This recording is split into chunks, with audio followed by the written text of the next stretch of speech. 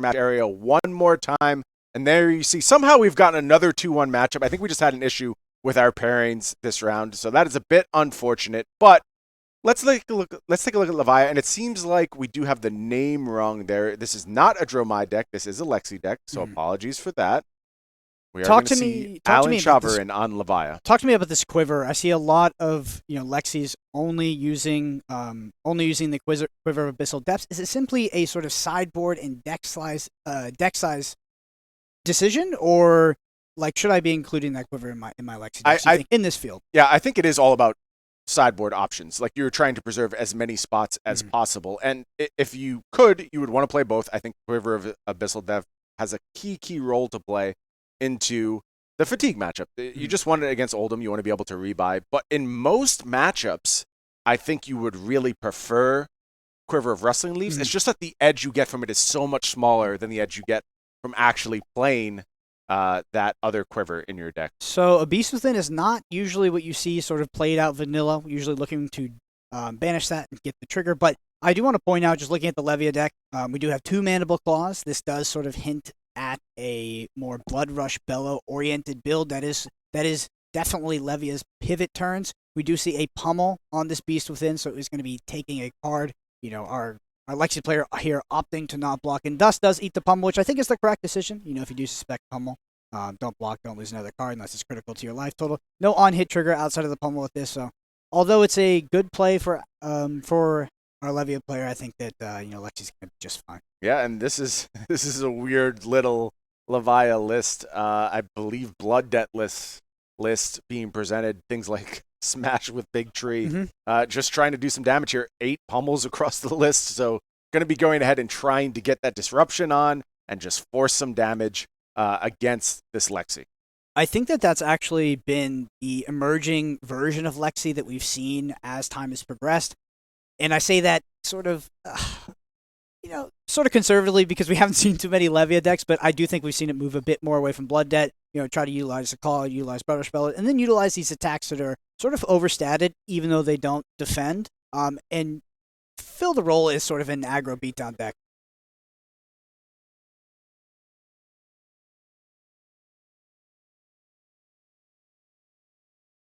So an early use of the Snapdragon Scalers there, just focused on getting that big turn early on. Here we see Drill Shot coming through, and you go, oh, maybe that'll take down, a Carrion Husk. Nope, there's no Carrion Husk here. It's just Heart and Cross Strap. So a very different looking list on the part. Carrion Husk can be quite a liability, and I think that Heart and Cross Strap is actually one of the most powerful chess pieces in the game, even though it's at common the reasons why it's banned in Blitz. Brian, I do wonder sometimes when we see Snapdragon Scalers, in a deck like Lexi, I would think I would see it more in a Rain Razors or a 3-of-a-kind turn. In a deck like Briar, maybe something with Channel Mod Heroic. Talk to me about why you would maybe opt to Snapdragon Scalers this early in a game. I think it's about evaluating the Levia deck. Like just saying, if I don't go ahead and present early, I give this Levia deck time to set up. If you believe like Levia has the damage edge, and this is just a pure race, and you need to find damage literally on every single turn you possibly can, that would be a good incentive for me to go ahead and try and find just that early damage. Don't care about getting the most, care about getting consistent damage, turn after turn after turn after turn. I'm never blocking, I'm just racing you. And, looking at the way Alan's deck is built, I could see that being the correct call on the part of Alvaro. I think it is just important to go ahead and get that damage in when you can. Let's be honest, one of the worst case scenarios that can happen to you as an aggro deck is that you look for the highest value play with a piece of equipment like Snapdragon Scalers, and then you end up in an aggro matchup like this, and the game ends, and you're on 0 life, and you still got Snapdragon Scalers. Yeah, nightmare scenario. Command and Conquer are going to be the play. Command and Conquer, not usually a card we see out of Lexi, right? Do you think it's potentially added in there for the mirror? Yep. I think there's going to be a lot more Command and Conquers in Lexi decks this weekend. Another one I've seen is a bunch of Down and Dirties floating around, just trying to get a little bit more edge against Dromai. So I do think Lexi continues to diversify and look for other angles to play. The interaction with Down and Dirty and Codex of Frailty is pretty interesting. It's nasty. It's a nasty one, and you can steal a lot of turns from opposing Dromai players. This is probably the first Brute game where I've seen 2 Beast Withins run out. Just being put out there. But damage is damage, and I think you're right. Both players are racing or sort of vying to be the beatdown deck here. So you do need to apply as much pressure as possible. I will be interested to see when our Levia player here does draw a Blood Rush Bellow, is able to arsenal that, and we see that explosive turn that can come out of Mandible Claws. It's absolutely insane. You pair that with an Artivore. Honestly, Levia is one of the best aggro decks that exists in Flesh and Blood. It's true. Back when Chain was the best deck, and that was a good deck, I think that Levia was actually one of the sort of sleeper counters.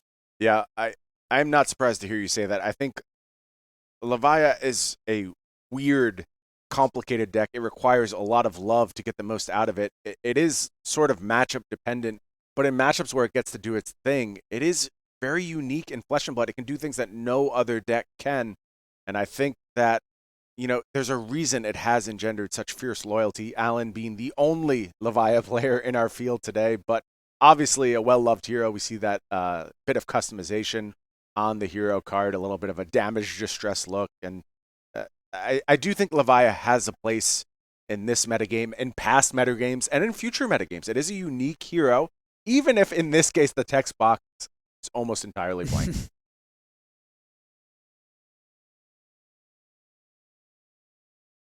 All right, so handing over, I believe, Sedation Shot there, just checking the text.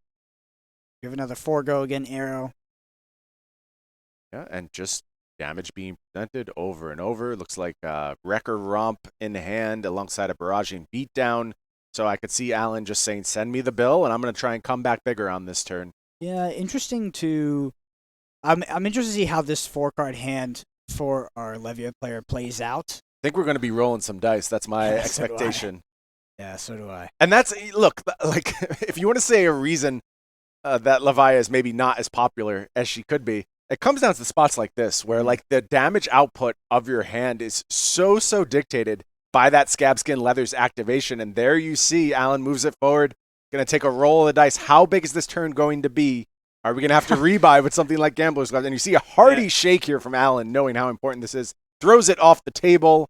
It's going to be a 2. Yep. No effect. So no punishment there. It's it's better than a 1, but obviously not what Alan was looking for with this hand. This hand does look kind of clunky as a 4-card hand. It does. Looks like we're going to be, effectively keeping a card in hand past the arsenal, so a bit of an IP penalty, pseudo IP penalty. But we're going to be running out the barraging. Oh, no barraging beatdown. We're just going to go ahead and play out the Command and Conquer. Save the barraging beatdown for a future turn where we can have multiples and they become much better. Yeah, and I think there was a pummel in hand, so some option to try and, set up a pummel turn, do something a little bit wider. Did not quite work out here. I was going to say I missed the pummel, but definitely got the barraging. Yeah, I could be mistaken. It's always a little tricky to try and pick out those cards in hand. So let's see how this turn plays out. Resource floating right now off that blue Wrecker Romp being pitched.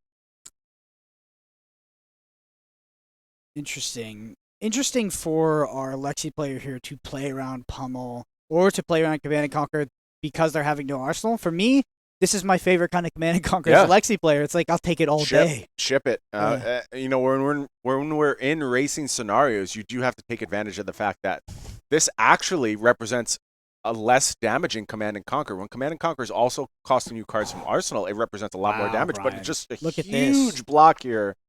Well, we come back to the attack reaction paradox is that our Levia player, if they do have the pummel, that's just going straight into the arsenal. You're facing this next turn. Yeah, let this go very cleanly. And it is going to be, however, the inertia token that's dictating Alan's turn here. So did have inertia on the side. That means that hand goes to the bottom, is not able to maintain across turns. That makes me believe maybe we did not see a pummel in hand. I may have misread the hand. I do see, however, a Titanium Bauble in hand here for Alan. Just a classic good Flesh and Blood card. One of the strongest ever printed. Going to be pitched here, surprisingly. I think our Lexi player is asking if that is a playable card in Classic Constructed. He says, okay, I believe you. I believe that is exactly what just happened. It is time for some Blood Rush Bellowing. Going to go ahead and get the Swing Big out, meaning we get 2 more cards and we're ready to go on this Levia turn. 2 resources floating. Yep. This is, I'm assuming, I don't know if they were both red cards in hand, but you do want to be discarding your red there so you can have more resources to swing these Mandible Claws. Definitely want to get the value of both out and then likely follow up with an attack on the end of it. It's just the most powerful thing Levia can be doing. Yep. That's the ideal playbook here. The Blood Rush Bellow is quite similar to the Lexi's 3 of a kind. No, I think you're exactly right. I mean, that's what this deck lives and dies on. That's what all brutes presently live and die on. They just need to get that output from Bloodrush Bellow to really have output on par with other heroes. Yep. Both Mandible Claws having go again. Of course, I'm interested to see what the follow-up is here. A swing big, actually, if throws are done at one in hand, is quite a good attack to end. Reincarnate being pitched there. Not a card we've seen a ton of thus far, but one that I do think has its home. And look at this chain ender. It is smash with Big Tree, about as good as it can get there. Going to represent 9 damage on the end. And you see, here's the Brute Appeal, 19 damage over this turn. Not bad on Alan's side. Yeah, not bad at all. That's what you're going to consistently see out of these Bloodrush Bellow turns. Has a good ender on the chain here, but absolutely what you're looking for. Decent block there. Over on the Lexi side. We apologize about that misnamed deck. We unfortunately are watching this in review, so we can't fix that. But y'all have figured it out. You know where I've seen Lexi now on the other side. We've seen enough Lexi throughout the day. I think every round we've had a Lexi. Yeah, this tournament is very much dictated by Lexi, I think, in terms of the metagame. 91 Lexi players here this weekend. Fun little tidbit. Bravo is the 4th most played deck. Incredible. I just did not see, there's a lot of things that I think I did predict pretty well about this particular metagame, and some things I did not, and that is particularly the prevalence of Bravo into this meta. It is only 26 Bravos, but that's still a pretty good percentage of our Pro Tour field here. Of course, the order being Lexi, Oldhim, Dromai, then Bravo, Dash in 5th, Katsu in 6th, Friar, Azalea, Icelander, 5. Move down through the heroes represented here this weekend. I think that if you asked somebody a week ago what they thought the top 3 decks would be, I think Azalea would have been in those top. Just a week. I think it was hated out by the idea of Oldhim, and then we shifted to Lexi in the last 24 to 48 hours, and Azalea actually became a much more reasonable pick, but too many people had audible off. Yeah, I'm gonna tell you, I always doubted Azalea's ability to really perform at this Pro Tour, and maybe that is it's preemptive at this point. Like, there's still a lot of Pro Tour to play. Azalea's doing very well right now. Maybe when we get to that top 8, there will be an Azalea that ultimately takes down the crown. There's no way for us to know. But I did expect its metagame share to decrease as we move through the weeks. I just think it's a deck that is powerful, is explosive. It's also a little exploitable, though. And I think more and more we realized that success of those first few weeks was about Azalea just not being adequately prepared for it. Yeah, I think also it was playing into a more aggressive meta back then as well. Yep, very true. And I think that meta has shifted a bit away, but it shifted a bit away into Oldhim, but then reshifted back into Lexi quite recently. So honestly, like I said, across all Tier 4 events that have ever existed in Flesh and Blood, this is by far the hardest one to metagame with. And I think it's the first one where we've seen people adequately go Layer 2 to play the deck they thought to beat the deck, and the Layer 3 picks are the ones that are dominating, like the Azur we saw last round. Very true. Death Touch going to be the chain ender here on the Lexi side. This giving Alan a little bit of pause. Very happy to just be shipped the build previously, but now needs to figure out some defensive options. How devastating will that Death Touch disease be on the next turn? We do see a Frailty already rolled up for Alan. Is he willing to accept maybe an Inertia? Maybe a Blood Rat Pox. I feel like this game is existing on a fine edge as we come into sort of the end game of an aggressive matchup. And I do believe that if either player draws their respective 3 of a kind or Bloodrush Bellow, that will likely be able to close it out. That Codex of Frailty, where we have the Ponder token about to come into effect, is huge for our Lexi player here, and I think does put them a little bit in the advantage, but it is very contextual on what Alan is able to come back with. And, keeping this many cards in hand. Could be, I see the Bloodrush Bellow, by the way. Yeah, Bloodrush Bellow ready to go. And you understand why this Death Touch is taking a little bit longer to parse out. Do you just want to go ahead and eat this? See what the worst damage that one of those diseases can represent to you is? Do you need to wait a little bit? You need to play the next turn a little bit more patiently. Maybe try and get that Bloodrush Bellow set up. But the problem is, if you get an Inertia, you can't set it up. Exactly. You're basically asking, do I believe my opponent will make the right choice here? If I believe they're going to choose Inertia, that really dictates how you're going to play this turn. I think Alan is actually forced into no blocks here because of that paradigm. An interesting spot.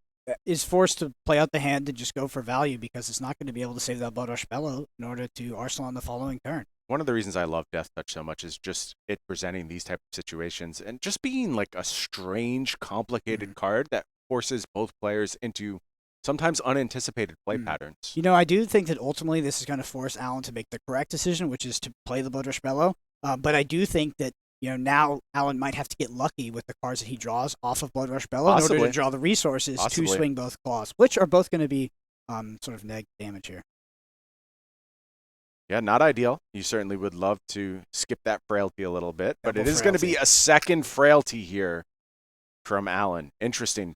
I mean, sort of our Lexi player having all the agency, whether, you know, it was blocked and a little bit of damage leaked, or there was no block, to be able to choose to give the second frailty or give the inertia, right? If one card was blocked with, you give the inertia so they can save Blood Rush Bellow. I think that our Lexi player here smells that Blood Rush Bellow in hand at this point. Yeah, but it's interesting because now against double frailty, you could just consent yourself to maybe just playing one attack from hand, playing it a little slower. I don't know if you feel like you have the life total for that, but, you know, Lexi only a single card in Arsenal. However, I was gonna say, if you think that Alan is in a potentially losing position, you roll the Scabskins and you play 2 attack actions off this Blood Rush Bellow. And there is a 5, so we are going to get 2 action points on Alan's side. Surely we will see the chest activated this turn as well. Depends on the draw, of course, off of Blood Rush Bellow, but, you know, I think that our Levia player has all the tools to potentially close out this game or lock our Lexi player into a point where they're going to have to be blocking those cards from hand. And it looks like we're going to lead with a swing big here. Very here. Interesting. Yeah, so just a big attack coming through from Arsenal. Going to be whittled down slightly. 6 power being offered. Maybe looking to do 2 attack actions this turn, Arsenal the Blood Rush Bellow, and get the full value out of the Mandible Claws on the following turn. I could see that setup being very reasonable. Yeah. And this is going to get 2 card block. Yeah, so due to the block, very forward thinking and likely the better play. I think if the Lexi player was able to crack back with Endless Maw. Okay. Yeah, just going to go ahead and pitch that Blood Rush Bellow, come through with Endless Maw. Our first Blood deck card we've seen, right? Yeah, I believe so. Yep. Using the sleeve here to, effectively randomize the graveyard so that they can choose the 3 random cards.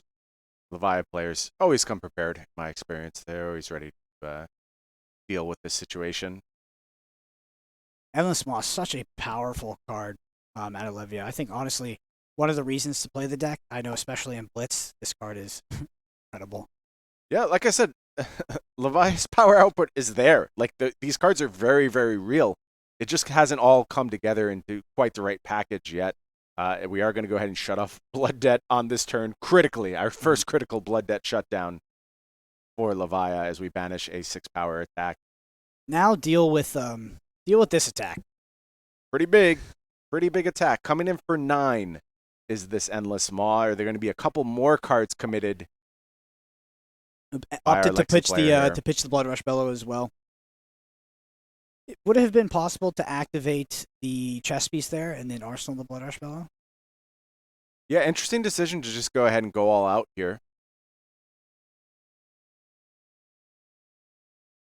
Nice bit of damage forcing, though, on the part of Alan. Likely going to fall down just 4. Does get the benefit of that Quicken token, but I think it's going to be hard to really get the most from that. You just kind of don't want to solely pass the turn here. I think you face down way too much threat if that's your line, so you want to do something. Unfortunately, that would assume that Quicken token.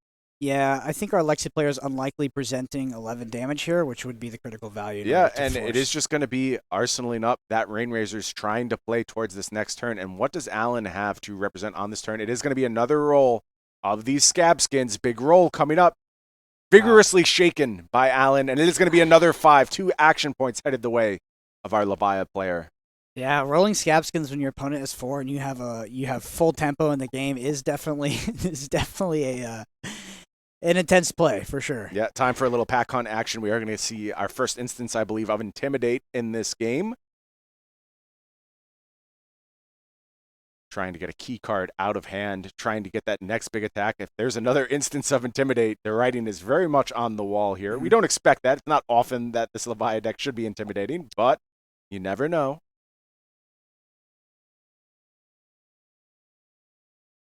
Yeah, honestly, if we'll get a card blocked with because it's lethal. So then, worst case scenario would be something like a barraging beatdown into like a 1 cost, like Savage Swing or something like that. Or of course, we do have the chess piece available to work with that. So I think barraging beatdown is probably the okay. We see a double block. Barraging beatdown would work. Yeah, and I believe that's a premeditate blocking. So there is going to be a point of damage leaked. Follow up is going to be swing big, a big 8 coming through. 2 floating. Yep. But does just have no more action points, but that's going to be enough. Straight over the top. And that is going to get the fist bump, and we see a